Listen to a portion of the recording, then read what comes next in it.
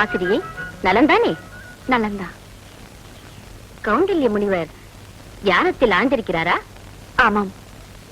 அரசரை பார்த்துவிட்டு வருகிறீர்களா? ஆமாம். இதோ பாருங்கள், வானவில்லின் வண்ணங்களையும் வெல்லும் வண்ணம் பல வண்ண பட்டாடைகள். இதோ பொற்காசுகள். இதோ பார்த்தீர்களா, நவகிரகங்களை ஒன்றாக இணைத்து பார்ப்பது போல நவமணிகள் கொண்ட ஆபரணங்கள்.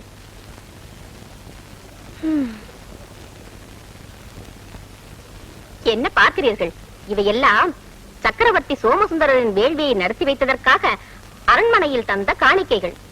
தங்கள் கணவரும் அந்த வேள்வியை நடத்தி இருந்தால் தங்களுக்கும் இவைகள் எல்லாம் கிடைத்திருக்கும் அல்லவா? அவர்தான் விநாயகருக்கு 108 அருகம்புற்களை போட்டு நாள்தோறும் பூஜை செய்தால் போதும் என்று நினைக்கிறாரே, அவர் எங்கே இதற்கெல்லாம் வரப்போகிறார்? தாங்கள் தவறாக நினைக்க கூடாது. தாங்கள் விரும்பினால் இதிலிருந்து எதையாவது எடுத்துக் கொள்ளலாம்.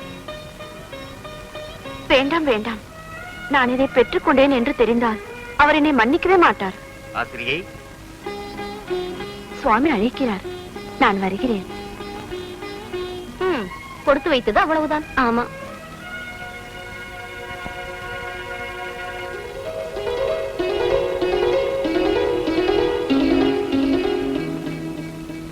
ஆசிரியை, உன் முகத்தில் ஏதோ குழப்பம் தெரிகிறதே. ஒன்றுமில்லை சுவாமி. பெண்கள் ஒன்றுமில்லை என்று தொடங்கினாலே ஏதோ விவகாரம் தொடங்கிவிட்டது என்றுதானே பொருள். அது என்னவென்று நான் தெரிந்து கொள்ளலாமா? சுவாமி, அது அது என்னிடம் சொல்வதற்கு என்ன தயக்கம்? பரவாயில்லை, சொல். கணவன் மனைவிக்குள் எந்த குறையும் இருக்கக்கூடாது. நீ விரும்பியதை கேள். சுவாமி, மன்னர்களை நாடி செல்லும் முனிவர்கள் எல்லாம் ஒன்னும் பொருளும் பெற்று திரும்புகிறார்கள். அதனால் நாமும் மன்னர்களிடம் சென்று. மண்ணுலகை ஆளும் இந்த மன்னர்களிடமா? அதைவிட விண்ணுலக வேந்தன், 30 கோடி தேவர்களின் தலைவன் அந்த தேவேந்திரனிடமே சென்று கேட்கலாமே. கற்பக விருட்சமும் காமதேனுவும் கேட்டதையெல்லாம் அள்ளி கொடுக்குமே. ஏன் இந்திரன் கண் அசைத்தால் போதும், அந்த குபேரனே ஓடி வந்து சங்க நிதியும் பதும நிதியும் தந்து யாவரும் நம்மை கண்டு வியக்கும் வண்ணம் செய்து விடுவாரே. ஆனால் என்ன ஆனால்? அது சாத்தியமாகுமா சுவாமி? ஏன் ஆகாது? என் யோக சக்தியால் உன்னை நான் இந்திர லோகத்திற்கே அனுப்புகிறேன். வா.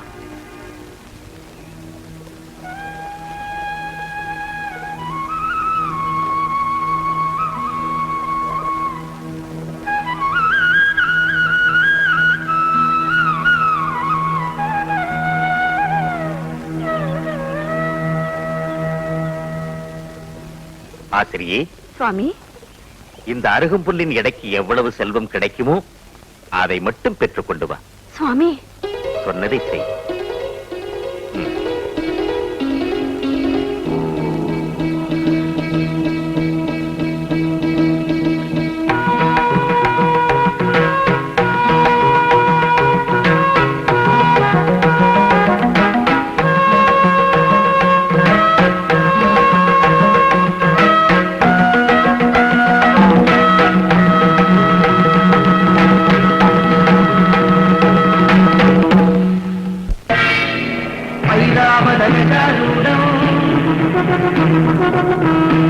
வண்ணம் கிரீடினம்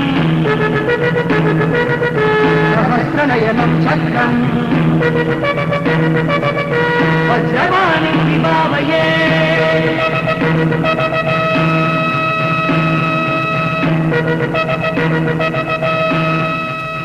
மகாராஜா, பூலோகத்திலிருந்து யாரோ ஒரு ரிஷி பத்தினி வந்திருக்கிறார். முனிவரின் பத்திரியை அழைத்து வாருங்கள்.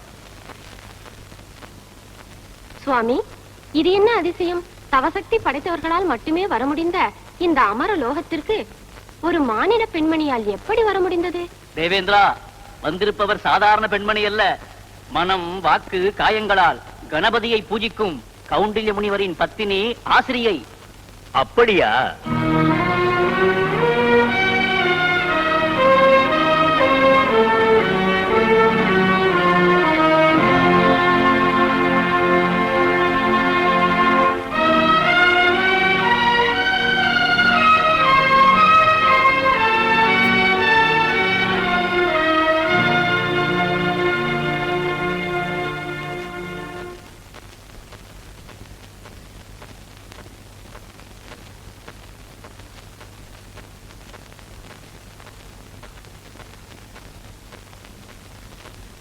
வாருங்கள்.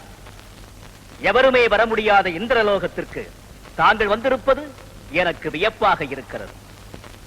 தேவ தலைவா, இந்திர சபைக்கே வந்து தங்களை தரிசிக்க முடியும் என்று இன்று வரை நானும் நினைத்ததில்லை. என் சுவாமியின் யோக சக்தியால் இப்படி ஒரு பாக்கியம் எனக்கு சித்தித்தது. ம்? தாங்கள் வந்த காரணத்தை நான் அறிந்து கொள்ளலாமா? அது அது ம், சொல்லுங்கள். தயக்கமாக இருக்கிறது. ஆசிரியை, கௌண்டல்ய முனிவர் எதற்கு இங்கு அனுப்பினாரோ அதை சொல்லிவிடேன். நிறைந்த பொருளை பெற வேண்டும் என்றுதான் வந்தேன். ஆனால் என்ன ஒரு நிபந்தனை. நிபந்தனையா? இந்த இந்திரனுக்கா? தங்களுக்கல்ல, எனக்கு. ஓ, எதுவாயினும் கேளுங்கள். இதோ இந்த அருகம்புல்லின் எடைக்கு என்ன கிடைக்குமோ அதை மட்டும் பெற்றுக்கொண்டு வர வேண்டும் என்று என் சுவாமி கூறியிருக்கிறார். அருகம்புல்லின் எடைக்கு பொருளா?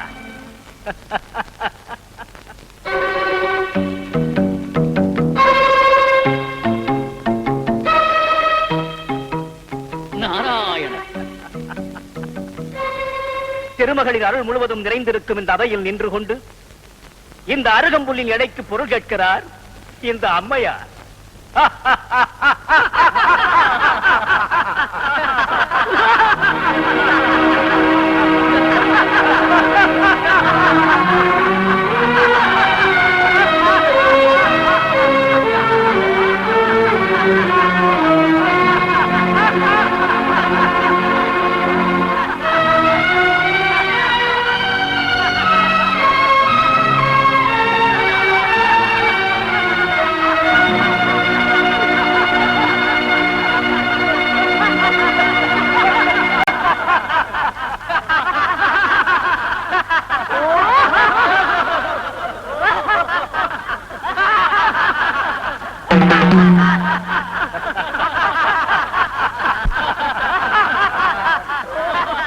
அற்புத சக்தி வாய்ந்த கற்பக விருட்சத்திற்கு அதிபதி நான். எதை கேட்டாலும் கொடுக்கும் காமதேனு என் ஏவலுக்காக காத்திருக்கிறது. என்னிடம் இந்த அருகம்புல்லை அனுப்பி வைத்து ஏளனம் செய்கிறாரா தங்கள் கணவர்? தங்களுக்கு என்ன வேண்டும் சொல்லுங்கள். அந்த கானகத்தின் நடுவிலே இந்த அமராவதிக்கு நிகராக அரண்மனை ஒன்றை உருவாக்கி தர வேண்டுமா? அதன் கதவுகள் அனைத்தையும் தகதகவென ஜொலிக்கும் தங்கத்தால் அமைக்க வேண்டுமா? அதிலே ஒரு அலங்கார மண்டபத்தை ஏற்படுத்தி நவரத்தினங்களையும் பதிக்க வேண்டுமா? பகைவர்களை அடிமையாக்கி உங்கள் காலடியில் பணிய வைக்க வேண்டுமா? என்ன செய்ய வேண்டும் சொல்லுங்கள். இங்கிருந்தே ஆணையிடுகிறேன். மன்னிக்க வேண்டும் அமராதிபா, என் சுவாமியின் வார்த்தைக்கு மாறுபட்டு நான் நடந்து கொள்ள மாட்டேன். சரியோ தவறோ, குறையோ நிறையோ, அந்த அருகம்புல்லின் எடைக்கு என்ன கிடைக்குமோ அதை மட்டும் கொடுத்தால் போதும். இந்திரா, கொடுப்பவர் கொடுத்தாலும் அவரவரின் கொடுப்பினைப்படிதானே தங்கும். அப்படியே செய்துவிடு. நல்லது, தங்கள் விருப்பப்படியே நடக்கட்டும். குபேரா, ரிஷிபத்திரியின் விருப்பப்படி இந்த அருகம்புல்லை துலாக்கோலிலிட்டு இதற்கு எவ்வளவு தர முடியுமோ அதை கொடுத்தனுப்பு. இந்த அருகம்புல்லுக்கு துலாக்கோல் வேறா?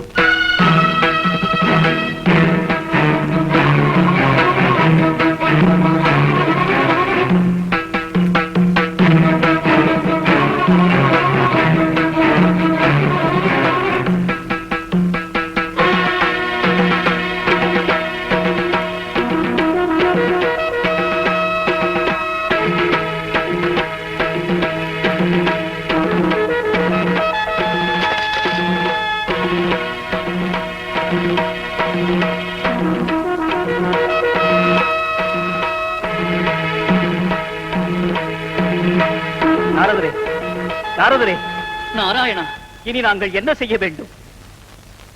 அதுதான் எனக்கும் ஒன்றும் புரியவில்லை தேவேந்திரா. ஆனால் ஒன்று மட்டும் மறுக்க முடியாத உண்மை. தேவலோகத்திற்கு அதிபதியான நீயே உன் கிரீடத்தை கழற்றி வைத்து விட்டதால் அஷ்டதிக்கு பாலகர்களும் இந்த அருகம்புல்லுக்கு அடிமையாகிவிட்டீர்கள். அதாவது இதை கொடுத்தனுப்பிய கௌண்டில்ய முனிவருக்கு நீங்கள் எல்லோரும் அடிமை. நாராயணா,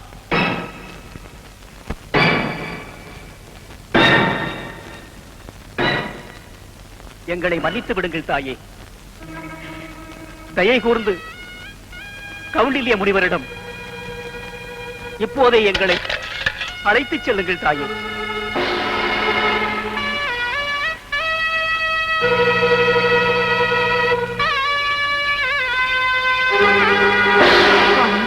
என்னை மன்னித்து விடுங்கள். ஆசிரியை, எழுந்திரு.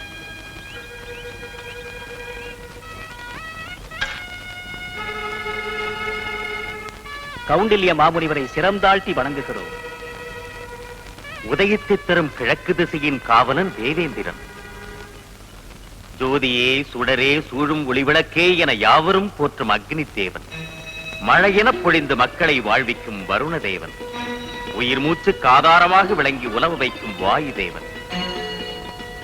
நவநிதியங்களையும் அள்ளித்தரும் குபேரன். பாசத்தால் தவிக்கும் மக்களை பாசக்கயிற்றால் பிரிக்கும் யமதர்மன். பெருமை மிகுந்த நிருதி ஈசனை போன்ற ஈசானன்.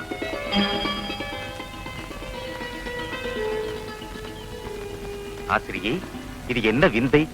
நான் உன்னை இந்திரலோகத்திற்கு அனுப்பி வைத்தால் இப்பூவுலகிற்கு இந்திராதி தேவர்களை எல்லாம் நீ அழைத்து வந்திருக்கிறாயே.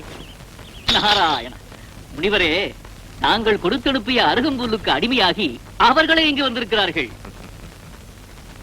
இது என்னால் ஏற்பட்ட மகிமையில்ல நாரதரே.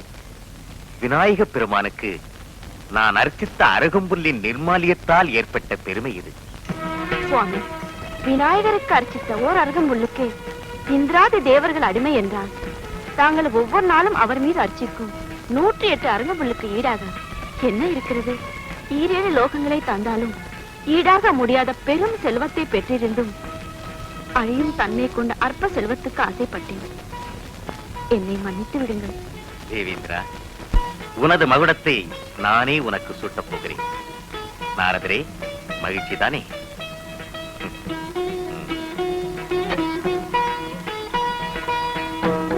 யாருக்கும் யாரும் அடிமை கிடையாது.